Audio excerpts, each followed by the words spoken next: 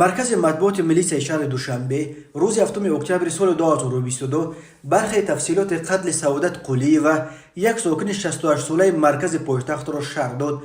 Милисия гуфт, ин зани солхӯрдаро рӯзи 28 сентябр дар манзилаш дар кӯчаи Ниёзи Эма Кадзова, сокини 65-солаи кӯчаи Якачинор, аз сабаби нофаҳмиҳои молиявӣ бо 19 зарби курд кушта, сипас $39,000 ҷабридидаро гирифта фирор кардааст. Саодат Қулиева 13 сол боз бо мақомоти ҳифзи ҳуқуқи Тоҷикистон барои пайдо кардани қотилони писараш табиби саратоншинос Хуршед Бобокалонов даъвои суд бозӣ дошт ва бо талаби адолат ҳатто ба Кумитаи ҳуқуқи башари Созмони милал нома навишта буд.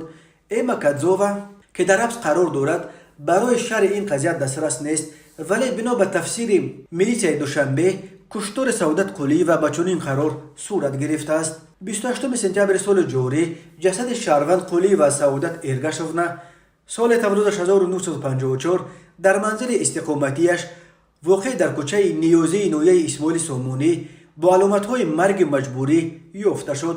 бо мақсади муайян ва дастгир намудани нафари гумонбар аз ҳисоби кормандони милисия ва прокуратураи ноҳияи Исмоили Сомонӣ гурӯҳи оперативии тафтишотӣ созмон дода шуда, як қатор чорабиниҳои оперативии ҷустуҷӯӣ гузаронида шуд.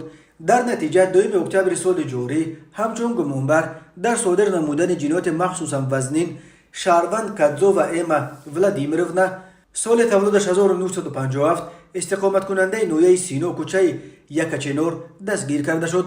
зимни санҷиш муайян гардид ки 28 сентябр ҳангоми дар манзили истиқоматии ҷабридида қарор доштанаш аз сабаби нофаҳмиҳои молиявӣ байни гумонбаршаванда ва Кадзова Эма ва марҳум Қулиева Саодат муноқиша ба амал омадааст. дар натиҷа гумонбаршаванда Кадзова Эма дар ҳолати қару ғазаб бо корди ошхонагӣ 19 маротиба ба узвҳои бадани марҳум Қулиева Саодат зарба зада, бо бераҳмии махсус ӯро ба ҳалокат расонида, $39,000 амрикоӣ ҷабридидаро тасарруф намуда аз ҷои ҳодиса ғайб задааст.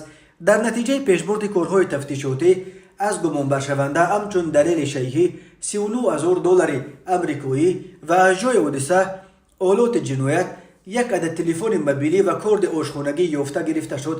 вобаста ба ҳолати мазкур нисбат ба Кадзова Эма тибқи талаботи моддаи 104 қисми 2 банди Е Кодекси ҷиноятии Ҷумҳурии Тоҷикистон парвандаи ҷиноятӣ оғоз карда шуда, ӯ дар ҳабси пешакӣ қарор дорад. қисми 2 моддаи 104 барои куштор бо бераҳмии махсус ҳамчун ҷазо аз 15 то 25 соли зиндон ва ё ҳабси умрбодро пешбинӣ мекунад.